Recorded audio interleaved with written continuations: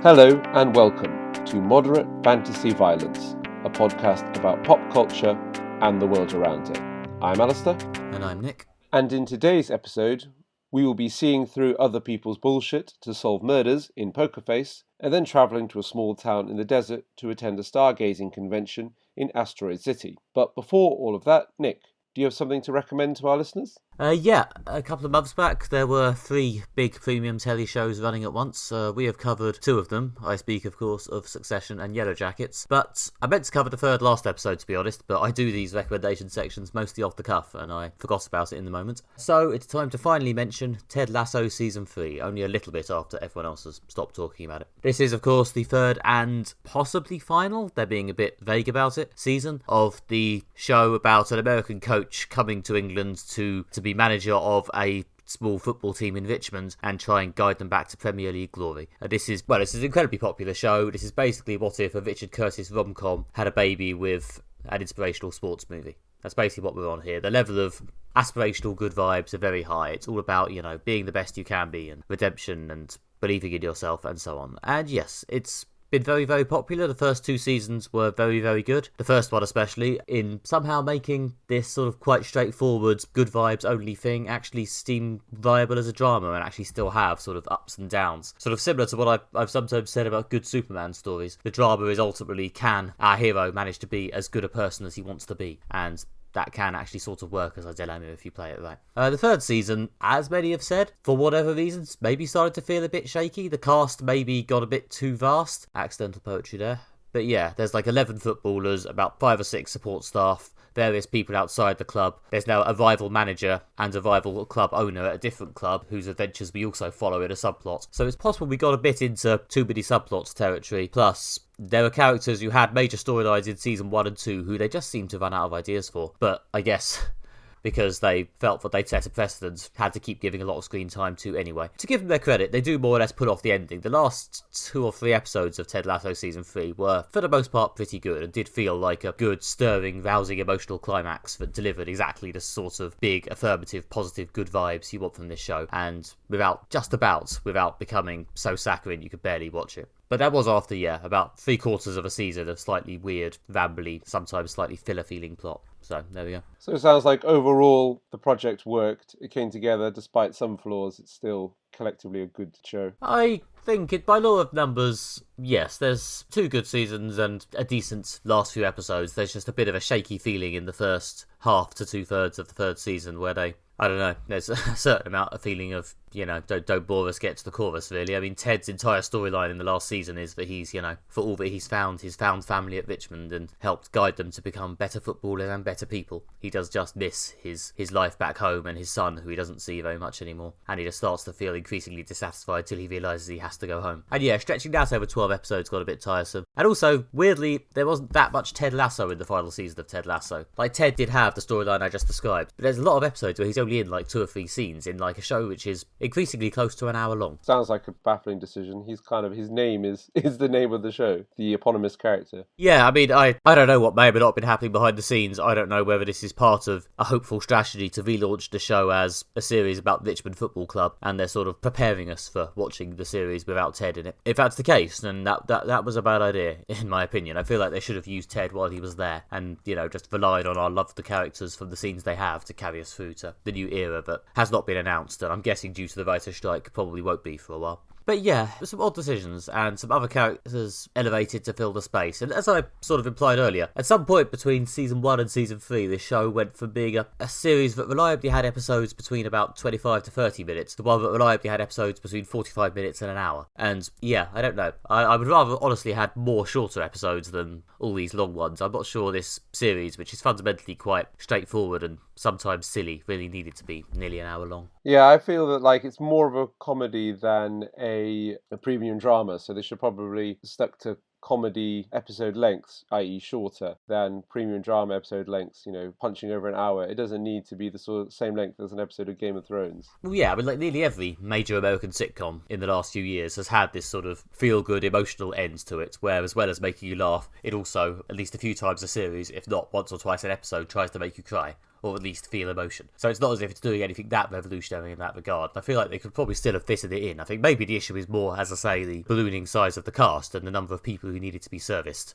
But yeah, either way, it just made it feel increasingly rambling and uncontrolled sometimes. It was certainly still popular. It's still the number one ranked thing in the Apple TV chart. You know, despite the fact, as you say, the show finished a few weeks ago, it's ranking above like current ongoing like shows that are putting out new episodes. And, you know, it's getting a lot of buzz and things like that. I guess we don't know how many people are actually subscribed to Apple Plus, but based on the size of the discourse and its popularity in the platform, I get the feeling that a lot of people are watching it. It's Apple's like premium flagship show. Yeah, it's definitely Apple's big signature project. It's definitely what I think kind of launched them as a service people actually subscribe to, which is one of the reasons why I think everyone expects them to bring it back in some form. Like, can Apple survive without Ted Lasso? I mean, people used to talk about appointment TV, when things were broadcast, you can only watch them at a specific time, a show that you made time for in your schedule. I guess, like, Ted Lasso was their first sort of, like, zeitgeist TV, I suppose, or the modern equivalent of appointment TV that people are like, well, I have to get Apple Plus because I have to see Ted Lasso, because I have to be up to date with it. I suppose it is appointment TV because it comes out weekly, but yeah, that was very much the thing. Like, this actually cut through the discourse. I mean, they spent gargantuan amounts of money marketing Apple TV because they're Apple and they've got gargantuan amounts of money. And you see these like huge like bus-size adverts for sitcoms and things like that in London for shows that I don't think anyone's really watching. But this one does seem to have actually got people's attention. Yeah, no, Apple TV is a strange world full of, I can say this about almost any streaming service, couldn't I? I mean, I'm not even sure what's happening on Netflix at the moment. But yeah, this was definitely their big cut-through show. I think this, and maybe followed up by Severance, did kind of establish them as someone who does, at least sometimes, actually make good things. Yeah, I mean, it's finished now, and I think on average it's still worth watching. I mean, again, it's, as you just said, it's such a zeitgeist show that, to be honest, if you want to watch it, you've probably made your mind up. But yeah, if the sort of the feel-good vibes appeal to you, if, as I say, the idea of Richard Curtis rom-com meets inspirational sports movie sounds like something you like, then yeah, there's certainly a period where they nail it, and happily they do manage to get back to that in the last few episodes. Sounds good. Yeah, there you go. Ted Lasso. Just in case anyone hadn't heard of it. Alistair, what have you got? Well, I've been watching another premium drama show on a streaming service, and I've been watching Black Mirror Season 6. The Charlie Brooker dark show about the perils of modern technology is back. The thing about this season is it's not particularly Black Mirror-y, to coin an adjective. But yeah, it's, as a series, this new one, it's less soul-crushingly bleak. And the technology connection is sort of played down a bit, to the point there's actually one of the episodes is just a straight-up fantasy set in the 1970s. Yeah, it's not, I'm not even sure what the technology connection is there, apart from the characters watch TV at some point. But yeah, the technology connection has become a little bit more tenuous. There's definitely some when like the technology is kind of a background to it. There's one set in Scotland about this couple making a documentary, and I guess the technological connection is that they're using cameras to film the documentary, and I suppose there's a bit when they dig through sort of like old VHSs that have been recorded for evidence and material for their true crime documentary. But yeah, it's not quite as mind-numbingly bleak outlook at humanity, and it's got this more sort of, I don't know, here's just a collection of dark drama stories. Yeah, without the technology connection, it kind of makes you think, what is Black Mirror if it doesn't have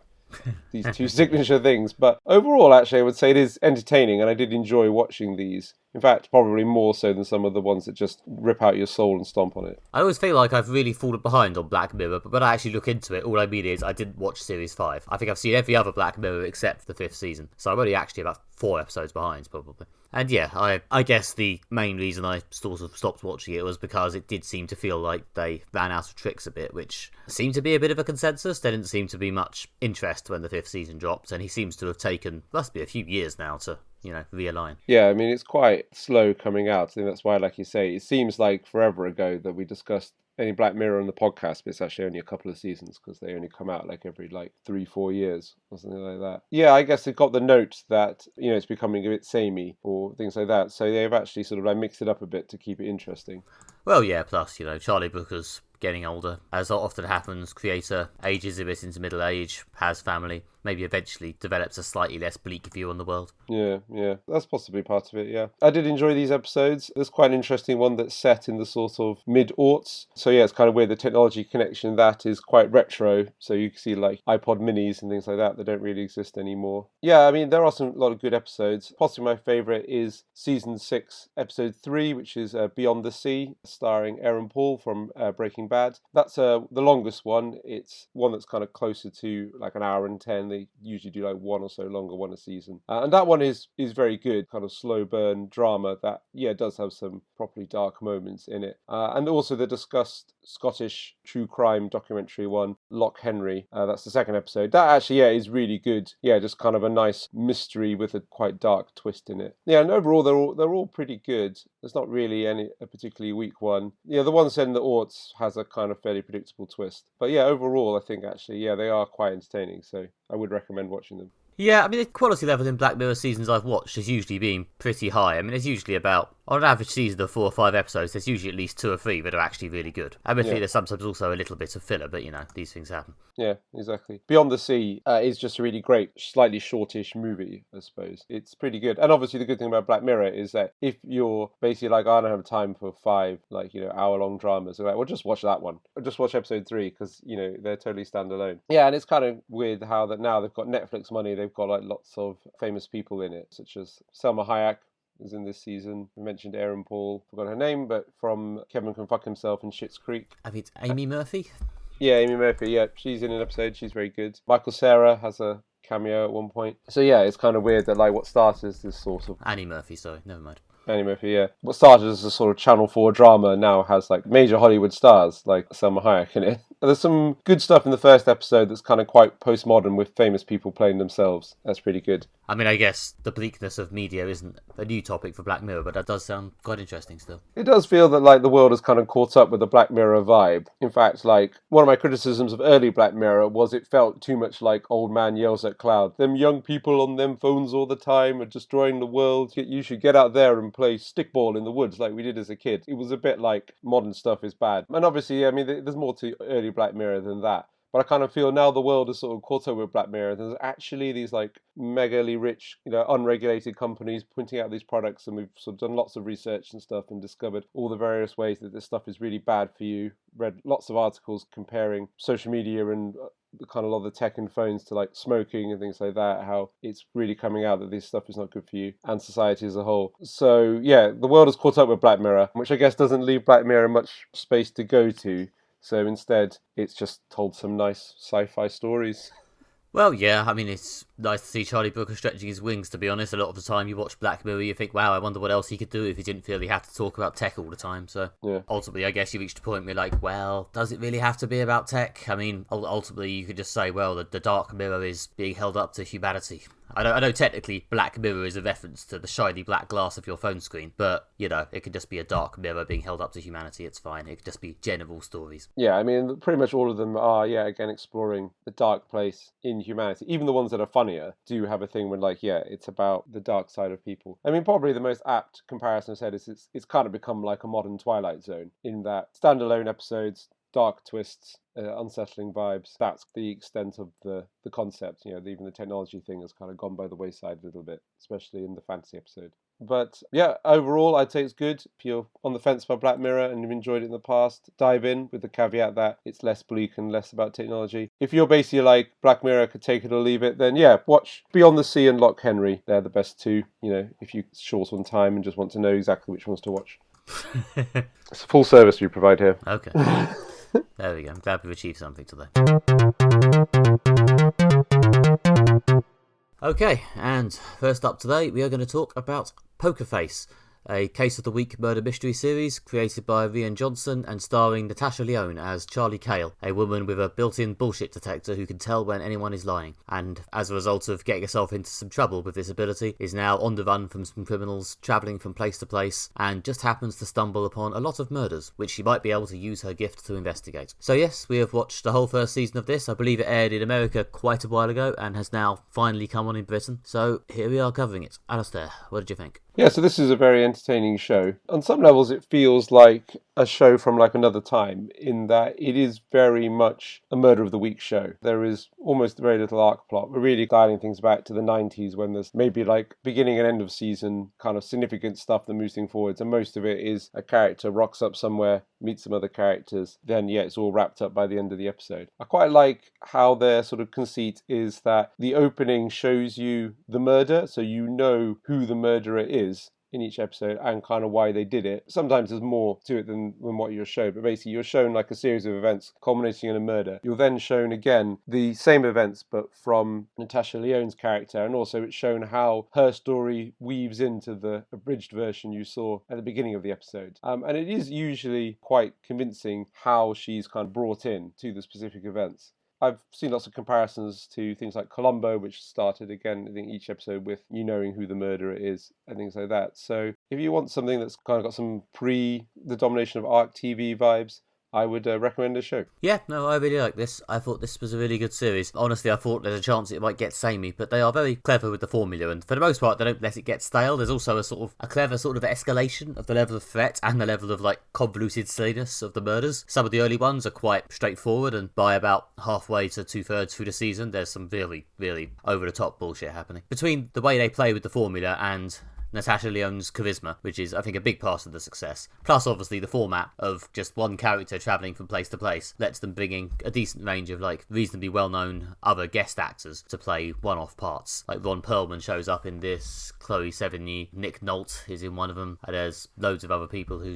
I'm probably forgetting. But yeah, it's a lot of fun. It's good, sort of artful, short burst storytelling, I guess not unlike Black Mirror. Yeah, as you sort of say, it's notable that Rian Johnson is basically making a show that was made thousands and thousands of times 20 to 30 years ago and getting treated like a pioneer as a result. But there's, it's a valid point, but he's also doing it really well, so fair enough. Yeah, I mean, the main thing about any show is how entertaining is it. But yeah, I guess it's the classic thing. There are no new ideas, just repackaged old ideas. But yeah, I like how they make each episode is very distinctive, partly because the premise is the main character's on the run from some mobsters. She's kind of drifting across America, living off the grid, taking kind of casual work where she can, which means you can get into kind of almost any scrape or environment. And they give each episode a kind of distinct identity and setting, and obviously with distinct cast of characters. Like there's one involving a southern barbecue restaurant, there's one when she's the merch girl for a heavy metal band, goes into the metal scene, there's one set in a theatre, there's one set in an old people's home, there's one set around stock car racing, there's one about making props for horror films. Yeah, each one feels really, really distinctive. Where's she going to rock up next? Yeah, I know. I do still just find it entertaining when they, as you say, they always show you how the murder happened at the start, and Charlie never actually appears anywhere in any of these sort of cold open build-up sequences, and then there's a sort of a fade out and then a fade back in, and often it cuts back a bit to reveal that Charlie was actually there the whole time, or sort of hovering on the fringes the whole time. It's very cleverly done. I think the carefully constructed nature of this show, like I know obviously you're doing a murder mystery, you have to have some level of construction, but I think the way it weaves Charlie into the plots, and also because of this bullshit detector thing they've given her, the fact that she can tell when people are lying, like especially in like the second half of each episode where she gets into like the investigation, each conversation becomes like this back and forth game where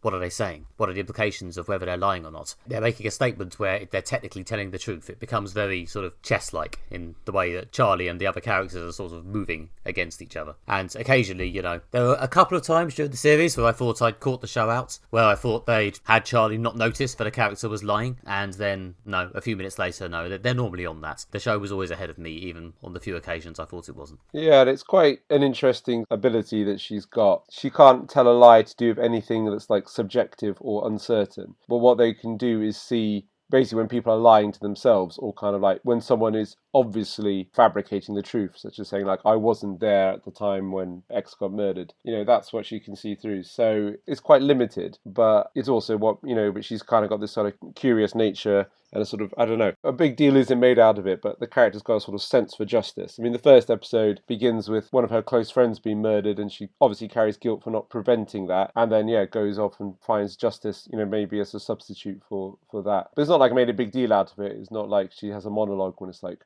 I just need justice, or anything like that. It's kind of kept quite subtle, and a lot of the dialogue and settings feel quite natural. Well, yeah, but you could give her a full-on Spider-Man origin. You could have her, carrying around the huge amount of guilt about her friend's death in the first episode. But again, no, they don't do that. There's probably a sense that some level of that is there, but for the most part, she does just seem to, have this level of immediate empathy for the people she meets, even if she is also effortlessly cool. And as a result, they like her, they invite her into their lives, and then, she actually cares when they get murdered. Yeah, and she's kind of got a quite, I don't know, optimistic view of people. She feels that, like, ordinary people are good and have inherent worth, which is why it's a tragedy when one of them gets murdered and justice is required. I quite like how, as she drifts from place to place, she usually has some kind of low-paid job doing menial work in restaurants or old people's homes, things like that. And it's kind of weird, this, like, sort of view into this kind of underside of our modern society. These people who are, like, making everything possible by, like, working in kitchens and changing bed sheets in hotels and things like that, delivering drinks. They see everything. They go into rooms. They pass through the lives of the powerful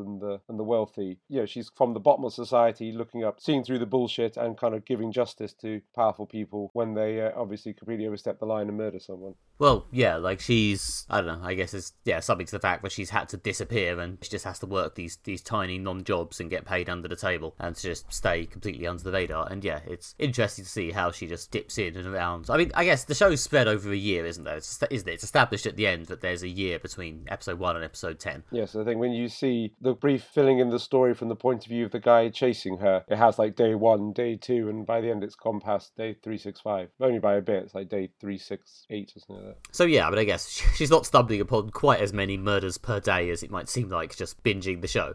Yeah. But still, yeah. 10 in a year is a lot, even for East London. Yeah, it's interesting because, I have watched a few of these shows, in a bit of a while. You sometimes forget how much you enjoyed them, case of the week murder shows. But a lot of the ones that I've watched tended to be the sort of more recent ones from like the 2000s and onwards, like House, Lucifer, Bones, Castle. And they tend to have the crime of the week become kind of a sideshow to like the lead character soap.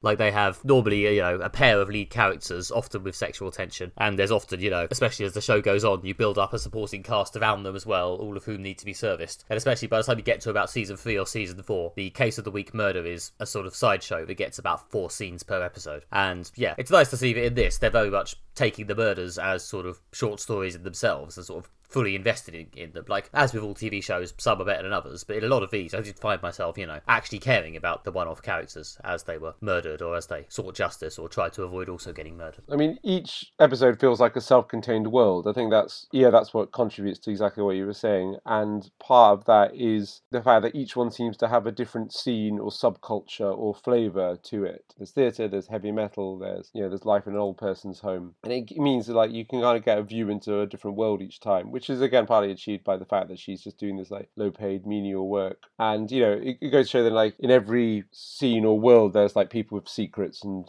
twists and sort of stories behind it. Yeah, and it helps, but by luck, every person she meets is not only doing a murder, but happens to be reasonably good at cleverly covering it up on the fly. The mysteries are usually impressively complex, considering they're just sort of concocted by random people. Yeah, and also there's a sense that they've kind of thought it through about ways to do the murder and cover it up. Some of them are quite ingenious. They really make them look like accidents and things like that. I mean, there's quite a lot of them, there's kind of some like about faces, like you think one person's been murdered but actually someone else has, or you think that one person's trying to do something and actually they feel the murder and the plan is to achieve one thing, but actually the plan is to achieve something else. Kind of sometimes even play with your allegiance, like you start thinking like, oh, that person's a bad person and they're going to do a murder, but actually then it's revealed that no, actually that person was just a bit of a grouch and some other person was just manipulating them to murder someone else. I don't want to spoil specific episodes, but that's kind of the vibe. Well, yeah, there's a lot of back and forth about who deserves to die or who was justified in doing a murder. Often, you get one impression from watching the sort of pre-show cold open, and then,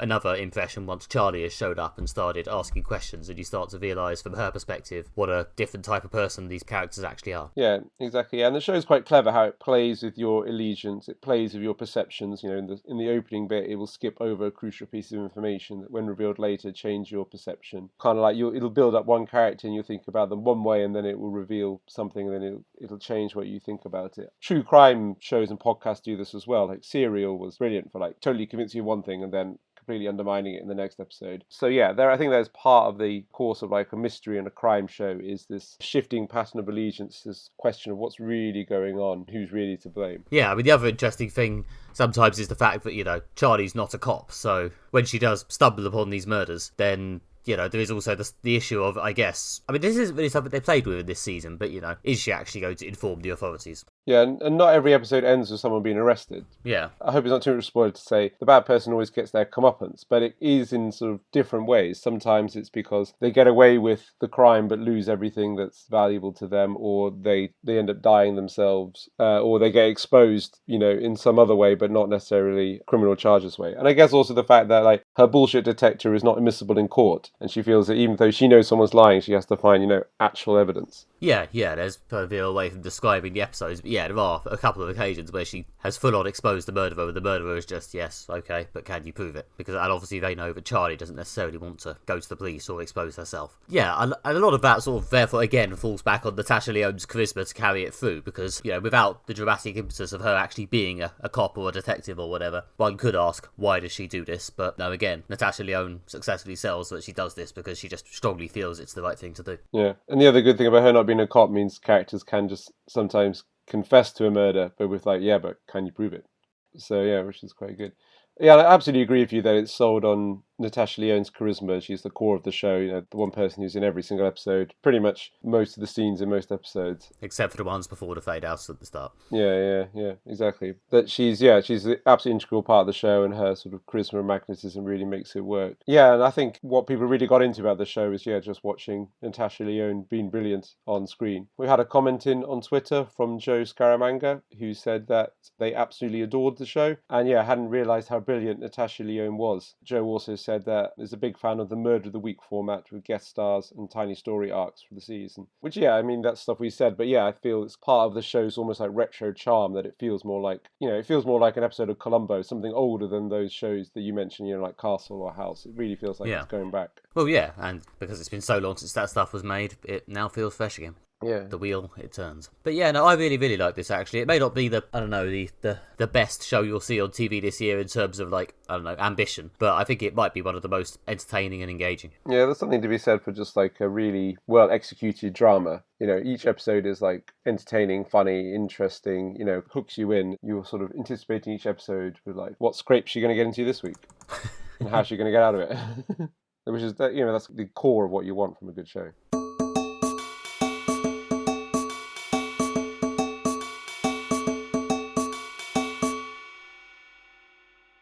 Okay, and lastly today, it's time to talk about Asteroid City, the new movie from cinematic auteur Wes Anderson. This is, of course, his new film. Well, it's a play within a film in which we see a production of Asteroid City, both the play, shown in colour within the film, and also a string of black and white behind-the-scenes sequences hosted by Bryan Cranston. But in the play itself, we are in the desert town of Asteroid City, in which a group of teenagers are assembling for the Junior Stargazer convention alongside their parents. But little do they know, some weird things are going to happen. And yes, this film stars, it's probably not actually exaggeration to say, a who's who of current Hollywood stars, including Jason Schwartzman, Scarlett Johansson, Tom Hanks, Jeffrey Wright, Tilda Swinton, Bryan Cranston, Edward Norton, Adrian Brody, and I'm actually going to stop there because enough is frankly enough. But you will spend a lot of this film going, oh, it's them, I know them from somewhere. So yes, we've seen this. Alistair, what did you think? So I'm a big Wes Anderson fan. I've seen all of his films, I think, apart from possibly the first one. But I'm a big fan. I really like his style. I really like his attention to detail.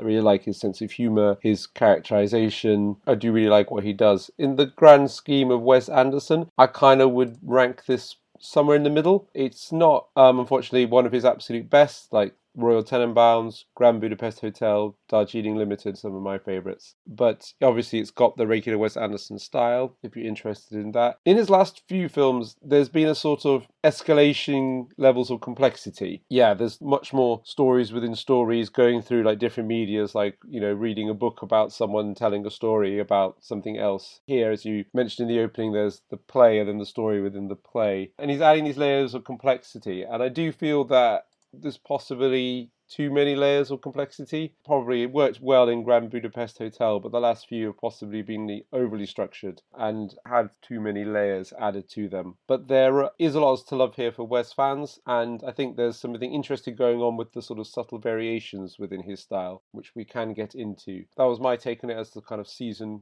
Wes Anderson fan. You get your dose of Wes Anderson, probably again, yeah, mid-tier. I'm curious to see what Nick thought of it as someone who's maybe not quite so familiar with Wes's oeuvre. Yeah, well, I don't know Wes Anderson that well. I certainly don't know him well enough to casually refer to him by his first name. I have only seen Isle of Dogs, I think, which we covered on this podcast a while ago. In contrast to what I said about Poker Face, this is extremely ambitious and maybe not as engaging. I don't know, maybe I'm not qualified to judge his vision as someone who hasn't seen many of his films. But yeah, I enjoyed a lot of individual moments of it. There was a lot of fun, silly moments, like when everyone just starts randomly dancing or when the alien shows up. Spoilers. I did just burst out laughing, and there's a lot of enjoyable sort of silly, awkward moments where things just happen in a really random way and everyone just sort of stares at them in a sort of blank way. It is just in itself funny. And the visual style is definitely very, distinct and fun and incredibly well realised. But it did suffer slightly from, I'm not really sure what the grand plot or vision of this is, and it's put such a layer of artifice in front of it that I am kind of struggling to get that invested. It just felt like I was watching a collection of scenes at times. Yeah, I think that's partly due to the layers of complexity that's been added into it. I mean, some of my favourite ones, like the Darjeeling Limited, it is much more of a straightforward story. That's just three brothers, on a journey across India on a train, and they meet people on the way, and there's quite a few famous faces in it. But this has kind of got such a very big cast and stories going on in these different levels. For a film that's relatively short, it's like an hour and 45 minutes, which is, it's good. We don't need too many 2.5 hour films, but at the same time, there's a lot going on here, which I feel is one of the things that makes it kind of harder to see that grand vision behind it. Just kind of the escalating layers of complexity. Yeah, as I say, the individual scenes I thought were quite fun or quite interesting, and I was intrigued by the conceit. It's just I kept waiting for it to somehow coalesce into a glorious vision that conveyed something, and I don't know. I never quite got there. To be fair, I did like the scene at the end where Margot Robbie shows up. That was good, or at least that was another nice scene in a collection of nice scenes. Yeah, there are sort of, I think, subtle variations on the style here. I mean, Wes Anderson's style is quite whimsical, and it comes across that way. But you can actually explore some very serious and quite dark subject matter. Obviously, there's quite dark bits to both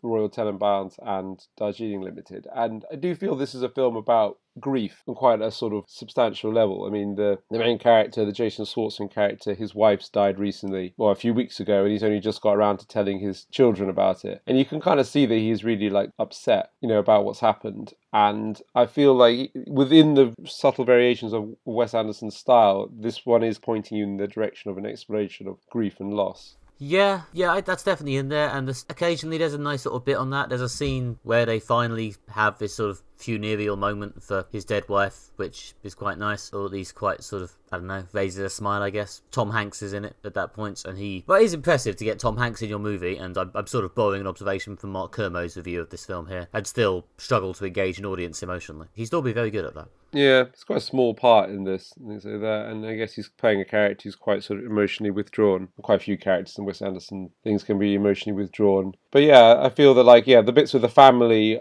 going through grief, struggling with the loss of the linchpin of it, their mother. The three girls playing the Joseph Swartzman character's three daughters are very funny and also a kind of really endearing picture of childhood. Yeah, no, I liked their bits. They were very good sort of non-sequiturs. They just popped up and said odd things and pulled it off. Yeah, as kids tend to do. Yeah. And obviously Scarlett Johansson can carry a scene, as can Jason Schwartzman. Yeah, there's some nice bits between the two of them as well, when they sort of in the cabins opposite each other, with sort of looking through the windows. Very much the Wes Anderson style of the sort of heavily framed shots, but there was some quite nice back and forth between the two of them. Yeah, I would feel disingenuous going, this film is bad. There's a lot of bits that are obviously quite well filmed, well written, and well acted in themselves, so I just feel a bit at a distance from it.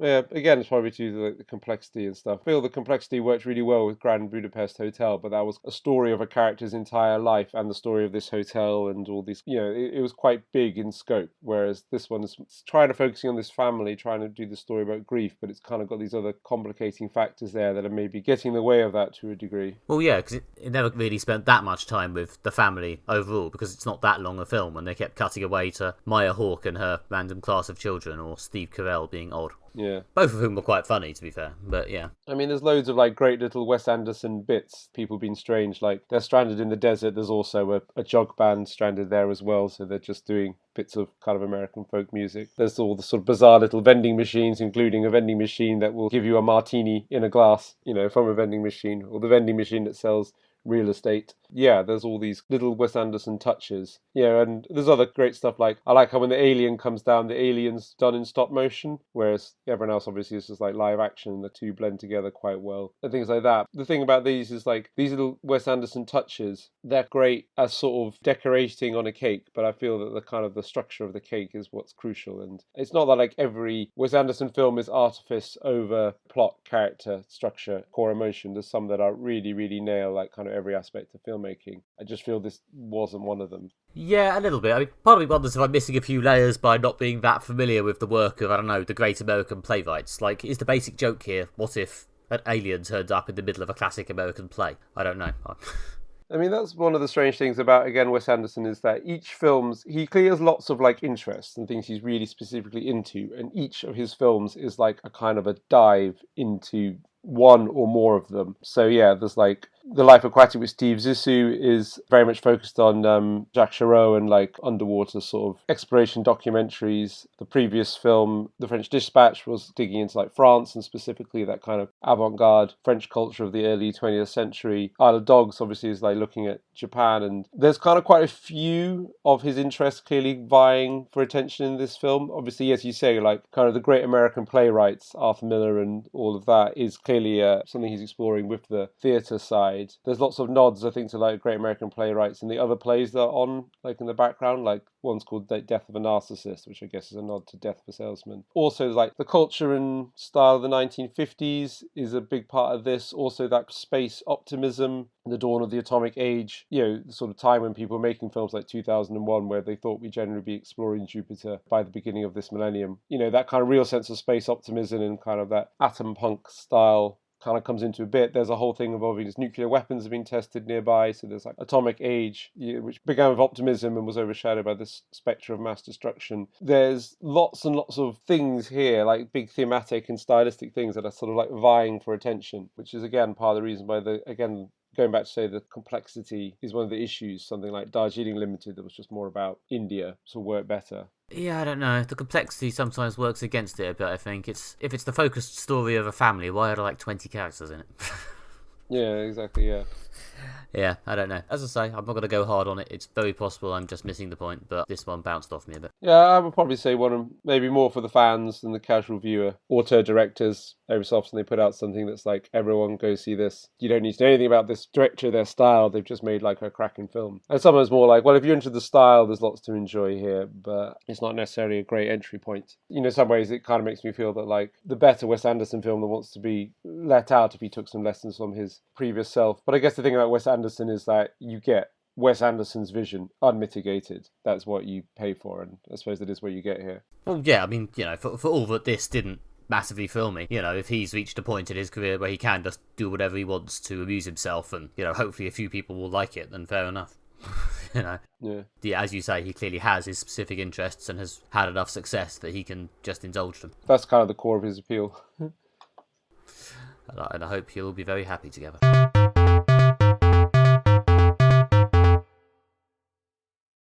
That's all we have time for this episode. If you have enjoyed this episode of Moderate Fantasy Violence, then please subscribe in your podcatcher of choice so that you never miss an episode. Please also leave us a review, as it helps other people find out about the show. You can also visit our website, moderatefantasyviolence.com, where you can listen to back issues of the podcast, bonus audio content, and short written pieces by Nick and myself. And you can also follow us on social media, where we are MFV Podcast on Twitter and Moderate Fantasy Violence on Facebook. And if that's not enough, you can also follow me on Twitter as NickMB, or on Instagram as nickbryan.com, or I am now on Blue Sky, the latest hot new potential Twitter replacement, as Nick Bryan. Yes, a different handle on every service, because I'm good at branding. You can find me on Twitter, which is really the only place where I am, and I don't really post very much there anyway, but if you want to see me occasionally retweet something funny, you can follow me on Twitter, where I'm at Alistair J.R. Ball. I do keep my website updated more regularly with more thoughts on it, so if you would like more of my writing, I recommend you go to redtrainblog.com. You can also join us here next time when we will be investigating the secrets of our underground home in Silo, and then working as a teenage shape-changing sidekick in Nimona. Join us in 2 weeks for that. Until then, have a good one, and goodbye. Bye.